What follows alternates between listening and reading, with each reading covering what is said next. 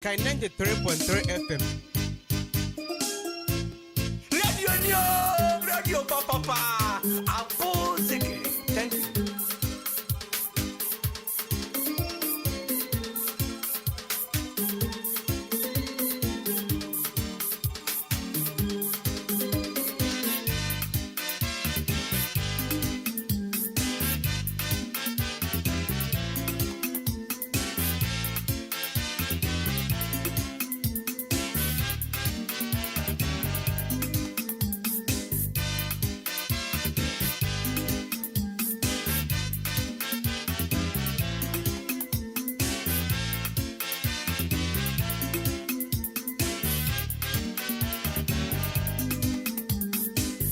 Tafuna shisha kwa mono Jaine tuminina Mipe jaina no shisele viano Every bibu so Mipe jaina no shisele na jono so Misuru mashire so Semi sanu nyuma kesi yemi yenu yehunu Niyo tafuna shisha kwa modia Every yoda, every day, Emmanuel, minemo. Send me sanu nyuma kesi yemi yenu yehuno. Ni yotafona shisha famotia. Enye every yoda, every day, Emmanuel, minisenya mekwa mitemo. Mi minemo. Esumu vya simu mamu suro. Seni ya mekura miti yewo Emmanuel minemo Mime minemo Esumu vya simu mamu suro Seni ya mekura miti yewo Emmanuel minemo Emmanuel, Emmanuel, Emmanuel Emmanuel, Emmanuel, Emmanuel Emmanuel, Emmanuel, Emmanuel, Emmanuel, minemo. Emmanuel, Emmanuel, Emmanuel, Emmanuel, Emmanuel, Emmanuel, Emmanuel, Emmanuel, Emmanuel, Emmanuel, minemo.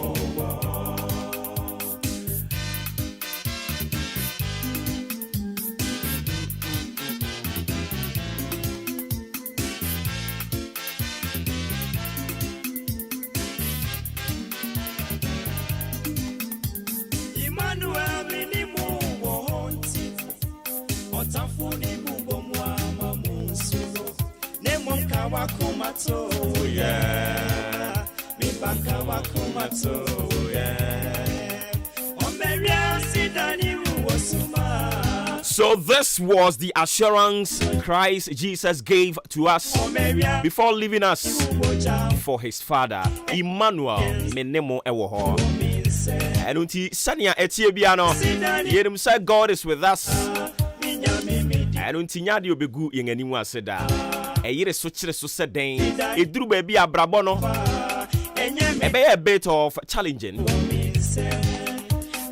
a bit of frightening. But the good news and said, the assurance Christ Jesus gave to us, and it said, Oni yen ewoho. He is with us. God will preserve our souls. He will protect and guide us. I come as well, dear Ebebemo. And I don't pay. But you said Christo Yesu Adauroma Hwadin Woho. Yenso Ahwadin Woho. It's a Friday morning. Emmanuel, Emmanuel, Emmanuel. Emmanuel, Emmanuel, Emmanuel. Emmanuel, 18th day of March 2022. Hey, ne. Ebinimo friend of Freaky Funky Friday. Ebinimo so a friend of Vintage Friday. But as I keep saying, Nina Kuyu say ne fiada. If you don't sudru say yana eye uboja ye. So hati ase. Uboja ye so de yemfa ni agweri.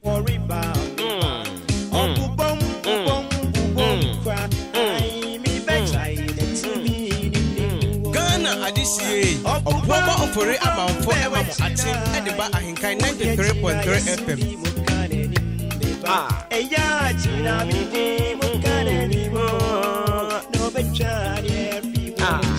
Come on.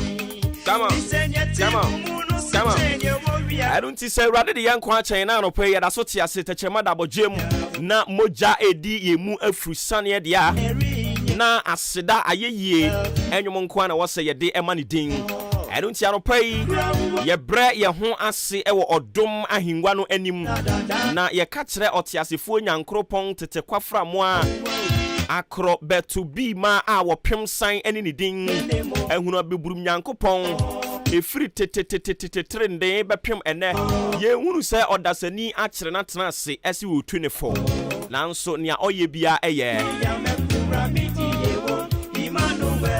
ono ne da sebra ye da na se ayemre otwiri dua mpon ono ne asafo awurade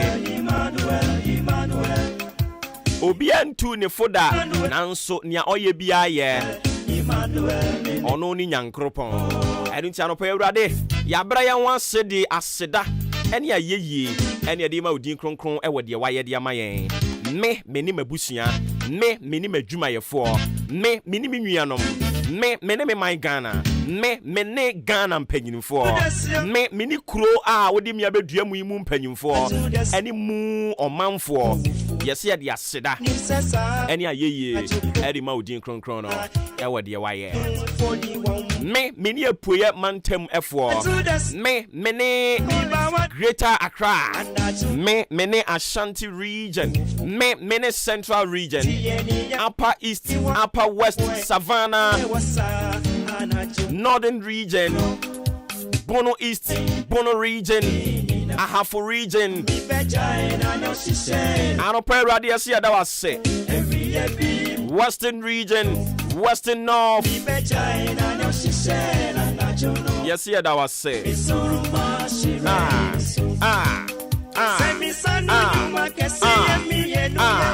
Africa see that was say sang senior wire dawson we are seeing nyina da yes yeah that was say sang se woni edi ni yie mira yesu asedan kan den merafo na efia da yesin konwa efri sa break up him say no do ebebo eye Ghana common ye de ebremo senior muni mu dada no jumedi ye de ebremo e yato din se Maakye na ewo Maakye konwa sie mu no anopai yebedi nkomo ene de ye hwe ni mu se Ghana mampanyini nana adodankwa ekufu ado one na soafo a wonwom ena efa adwene obroni efre no cabinet ene womo ebekwa akotena ase na se womo kokotena ase cabinet ne so a omo behwe ensem akunini mienu ne edikan wohwe se de fam go ne bosi kosoro no a omampanyini ene ne dom ebedwene ho ahwe kwampa obefa so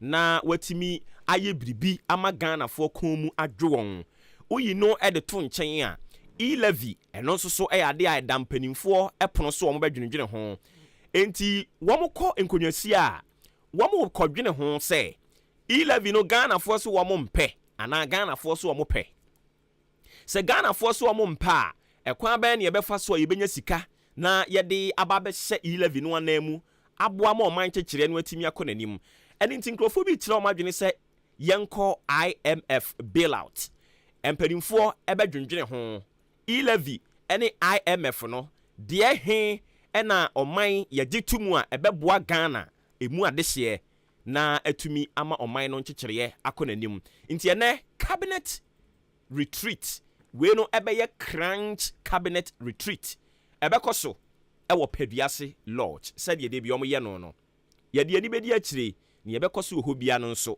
ye de mu ama ne bo e de bebre ahenkan atiefo eni nti ya no ahye ne nso e de ama me anopai ne senti ye beko empanimfo a wo mo abene ewo sikasem emu ne yakwakwagye wo mo adwen kire se ye bon kontene ne atwe kontententen na ya de ensem bia sesa ho a eniema ben sa ne yenhwe animu se wo mo enwie san hyiamudie enne no ebetimi abeto monten so ebetimi abasa omampanyini ate asese 11 no Ghana for dodo no e kire so ne mpe eni ti so mo mpe dia IMF wom se mre bi etwa mu wo mo akasa MPP fo na ene wo mo eka nsem ahuru bebiri no ase IMF de nya de ebekọ nanso eja ehi ato odasani entina ewo se ye hwe kwan ye befa so ase ye bekọ si ye be den you ye se fede ene wuwu de empe bebiri ya na ye se fe nyina mu wuwu nanso eduru ba bi a eya na fede no emumu ye chen wuwu no ene timpanifo ba dwendwene ho ne senti ye ne enimdifo mo abene wo sikasemu ba twetwe nkomo na ya agye wo mo adwen kyere e de afa eye saa ene nhyiamudie yi a ebekoso afa E-levy ene IMF ye free one so a emra se bedwani ogyere mu ma manfo ewo achim suadro MP eye onimonyamfo Kennedy Oseinyako o kyerɛ sɛ aban senka ɔmampanyini anasa aban yi frɛ no so ɔmra metufo a anka ɔno de enko bɛhɛ ɔmampanyini akufo ado ne na aban no anim na waka no kra kyerɛ wɔ mu pain sɛ Ghana fo enya atwomfo Ghana fo ye boni ayefo wo ya ade ma wo mo enya wo fɛ hwɛ sɛ ɔmampanyini akufo ado di free senior high school di aba ɔde napko aba ɔde social interventions bebree di aba policies ya hodo a eboa Ghana for ema wo mo komu hare won ebi ni free your friend is saying education ya wode aba we no di free one mo a yes saying school feeding ye feeding kwada yi se ko ma yo ma so mo be expanding no mo be biem se ne be ya nkwada no dodo no anso benya so mfaso enso ni nyina chiri Ghana for se wo mo ani nso ani nto no de senka ye frɛ no na wode afutuo e de ama aban no a ewo bre ya me no kasa yi eye bre boni Ghana for ahokyere ya no dam ya pa ye ho a ye nhunu ya sene mu no sa bre yi mu senka o mampanyini frɛ na mana tu ne fode a anka onde nkobeka kyerɛ ne sɛ napko wontwam wontwen sensan free senior high school wontwen sensan afa school feeding program wontwen sensan wontwen nyina sensan na afei sika ya de kɔhyehyɛ saa nneɛma no mu nyinaa no yɛmfa saa sika no hwɛ kwampa foforo a yɛbɛfa so na yɛde bɛkɔ wuram na aboa ma Ghana ɛne ne daakye ɛmma ɛho atumi ahare wɔn anɔpa yi ɔpani nsɛm wɔde ato dwa yɛde ɛsɛ obi nka sɛ puduo nhye na mmom sɛ obi kɔpepere ne ho magya tɔm di a yɛde bɛto apampan so then ye pampan srede yanso so yatumi atwa ho ahyia na yatwene so wo wianam yayini se birikutire no nti ene opani ne nsem ode ato edwa so no wode ato ba ma so de a yenso yebebo na bomo na yatimi adimu nkomo e de amamo Ghana banya bre anything free senior high school no one na monkrofo so ase kpokpogiribiri na esi omo so omo kan manum nsem no wonya wo betwam ana ede na eko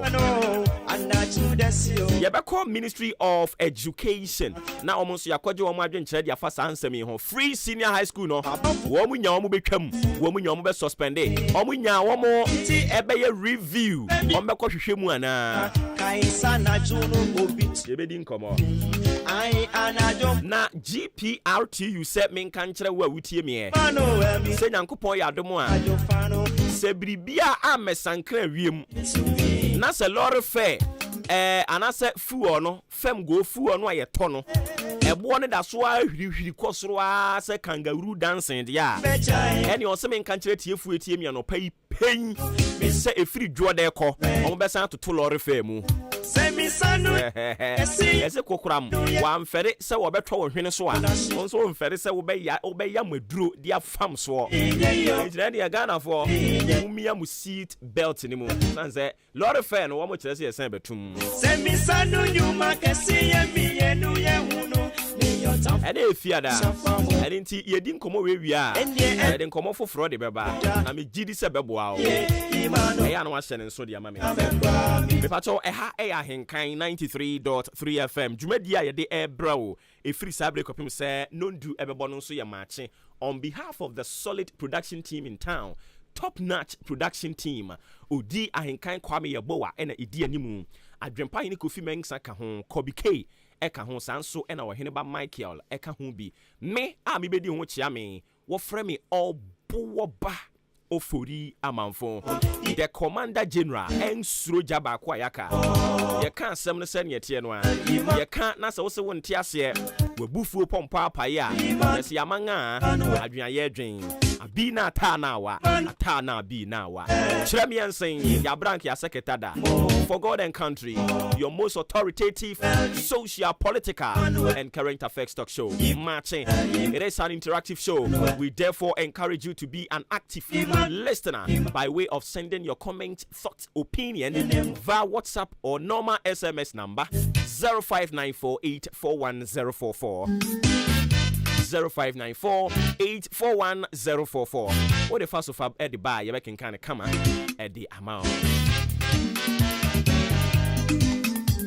Emmanuel minimu wohonti otafuni bubo mwama musu nemonka wakumato yeah mibaka wakumato yeah omeria sidani wosuma minyami diweni soja serama me ba choma me fa ewiem bobren ensem no emfa ema wo ene anopa yi ewiem bobren ensem no me fa ma na anopa yi enti anopa yi wo se me nka nkire wo se ensuo ewo wiem ene no ene da eye efiada March ne da to so edunwotwe eye ene da no o kire se ensuo wo wiem enti anopa yi apoya mantam nyina ye wo mea bi wo ho no mo a ensuo no egugu ye ebirim de edika gugu dada ebirim de afe na eba begugu ebe petepete kakra na afe ye kwa awia bremu no a na awia no ayiniti awia no so bebo kakra na awia no mu ho baabie no a de book of akwa anwumre no o kire se ensuo no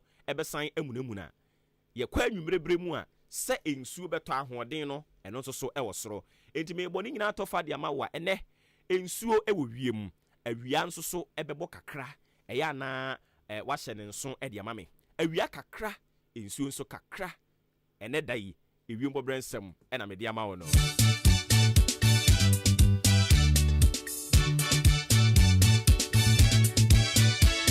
Ghana adisie Obuoba Ofori Amanfo emamo atim de ba ahinkan 93.3 FM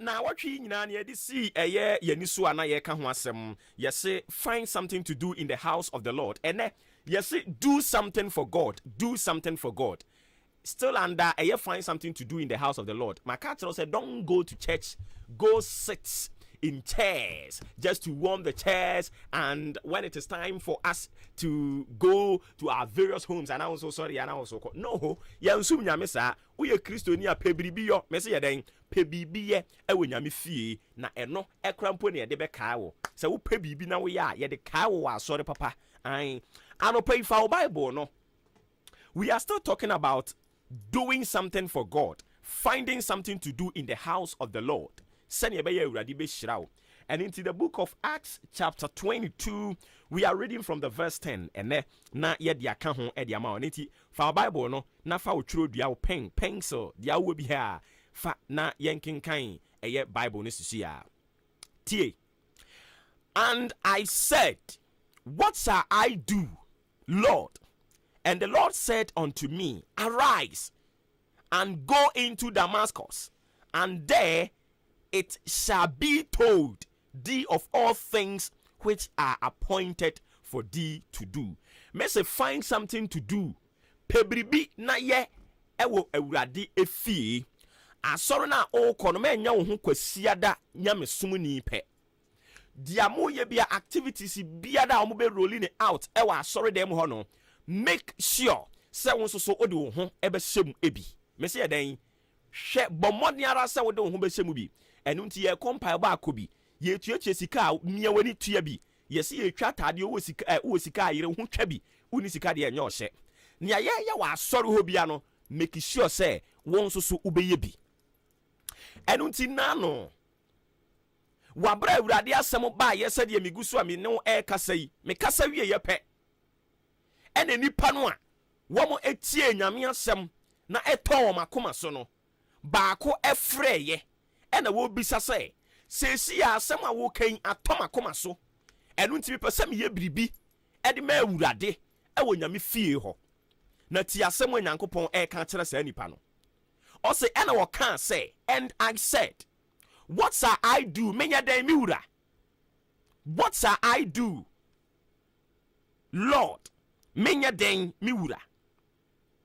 na tie di awurade ka kire no enti wo tie mi anopa yi me se pe biribi na ye e wo Nyankopon fie enti won so nia wo bisa ho se sesi yi osha oba masoro hono mu ankrofo aye ma wo ho ada department no ni nyina ehwa aye ma wo he enye ma koka kirom so opese uye bi omepe ba bi de wahye apra koka kirom so obepra bi ombe ma ba bi de wahye adodo koka kirom so ubetimi abedo bi ombe ma ba bi de wahye eya na enwanwa se ye wo Kristo ni bi wo hono mu a ono asoro na okono se ye fa hemfa ene ye dinya sika ede esiesi asore dan ni mu enkonwa no egu ho no se free hemfa ne ba ye ono de ane se kwasiada wakotena ase masore dem ha afu masore dem ha kamo oye na asore no krampokra akonkra no bonsam edin toyom edin oye ni nyina bi via no asore ko ne baabi but anopai onipa bi ato na koma so a wate ase se efiri juoda ebepem ne asem o yaka na to na koma so eni ntimprempren ya me no kasa yi wate ase se obeye biribi ewo nyame fie na Nyankopon nam so ahyira no no ose mu baako ekwa awurade ho no okoka kire ne se na me kan se edien na menye awurade na awurade ka kire me se sore ko Damascus na eho na wo beka wo ade a wasese ye nyina ho asem. And I said, what shall I do, Lord?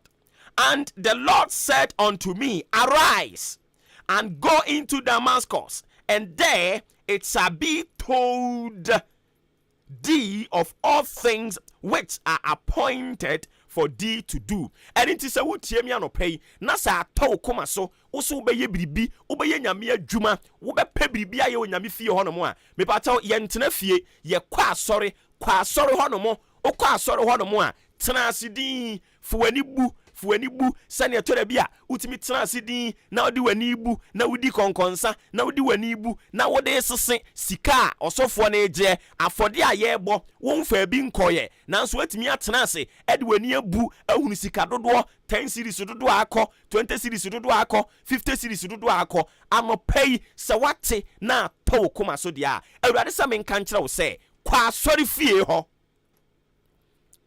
o Damascus no kwa asori fie ho na fu ani kokohwe eniema wo ese fata se wo ye wo ho no mo osena me kan se obuoba ka fiti juoda abepem na fiada yi na awurade de na menye mfa ma wo obuoba se mempe biribi nye e wa asori dan ni mu obuoba se mempe wadwuma ni mu fa bi na menye mu adwuma awurade eden na menye na no pay awurade na obuoba so ka kire obi otie mi ano pay se sorry ka kire onua se sorry ka kire onua sorry arise and go into Damascus sorry na ko Damascus na eho na obeka wo ade a wasese ye enyina ho asem which are appointed for thee. Sorry, o Kristo ni yeden sorry watena se ache o Kristo ni sorry na pebribi ya wonyame fie ho watena se ache wodi wani adi nkrofo achi wodi ede bia obi na emeje nkoto nsuo mre wo ba onso sorry di sika koto nsuo bre obi ba sorry na ya osa juma ni bi Sorry na koto nnwom ni bi. Sorry na koba wo nsɛm ni bi. Sorry na kosiesie asɔre dem ho bi. Sorry na dwene asɔre ni yedie ene ni mpuntu ho bi. Arise, go into Damascus, and they will tell you all the things that has been appointed for you to do. Arise. Sorry. Enya kwadro. Sorry. What's your seminar te? Find something to do in the vineyard of God. Obi a son say or sorry one sorry ko kenyame asem. Ese obi so ko kenyame asem but ya no ofere. But anopai I have come to reiterate that calling, that voice. I have come to tell you that arise, go into Damascus. Sorry na ko kenyame asem no. Sorry na ko nyame adwuma no. Find something to do in the house of God. And to me, Master Debia, the Obakotanasi, na me a common floor member. No. Change that status quo. Change that story. Change it. You have the power to do that. I'm on page, sorry. Now the book of 2 Samuel. 2 Samuel chapter 7. The verse 3. Nia all tie me. Na why na gini say afedi obe sorry, obe kwa sorry obe pe bibia ye wo ho. Okwa sorry obe tena ase. Na wodi nani atoto asori dem ho no mo. Ade ehia nyame adwuma, ade ebe bo nyame adwuma. He, yeah, ubetumi krampo ayi sika. Say momia mfa nkoka nyame asem, evangelism work yi, momia mfa nkonko ye. Okra na wo fere a, wo mo koka no, pe biribi fama wo mo, tonsuo mo nom, ena no dokase mu ye bi. Ena no ye wo emma bi a, wo mo sorry ye. Na wo de wo ntumi nka nyame asem ni bi. Nanso so, omo ma wo musika ka nyame asem, omo ma ho de ka nyame asem, omo ma nea no wo mo wo e ka nyame asem. Ade refi na wo miana, o refi root, o refi mani bi, Abigail no mo. Omo sorry ye, na omo koka nyame asem. Enti ya mani je se the Church of Pentecost womo atifiasem for the year afimu ni nyina asem weda womo epono so ne se equipping the church as an army to possess nation. Yes, so we are equipping you. Sorry, arise, go into Damascus, go find something to do in the house of God. Onyame adwuma ne so. And Nathan said to the king, go do all that is in thy heart, for the Lord is with you. For the Lord is with you. Anopai sa wo be sorry na wakwa. Ko de da akoma so koye de abo nyame adwuma no kokoye. Sang se Awurade eka wo ho. Sorry na ko na Awurade oka wo ho. 2 Samuel chapter 7 the verse 3. Or say, and Nathan said to the king, go, do all that is in thy heart, for the Lord is with thee. I don't pray sorry. Nakokoye adwuma no. San se Awurade oka wo ho. Haggai chapter 2 the verse 4. Eno nso so eka se ye bribi fama Awurade. San se obi bia ne wono mo ye bibi di ma Awurade a asafo Awurade ogu nanimu ase. Awurade adom enye kese mfama wo. Efiti juoda no ebepem enefia da yi. Ya dwendwen ho se yempe bibi nye ewo nyame efie se ne be ya na dom bedo so ma yen se ne be yo be hyira yen se wate ase na se ne wo so be sori na wakwakoye bibia ma Awurade a Awurade se men kan kire se kɔ na wo kan ho na ne wa hyɛ se wo be ye nyina no kokoye efa bo nyame adwuma na wanim enwu ase da biara da Awurade nkan ho na dom no so mfa ma wo ofrɛ me Obuoba Ofori Amanfo Awurade adom no so na won hyira wo ɔmma wa hoɔden na fa kokoye adwuma no a ene wate ase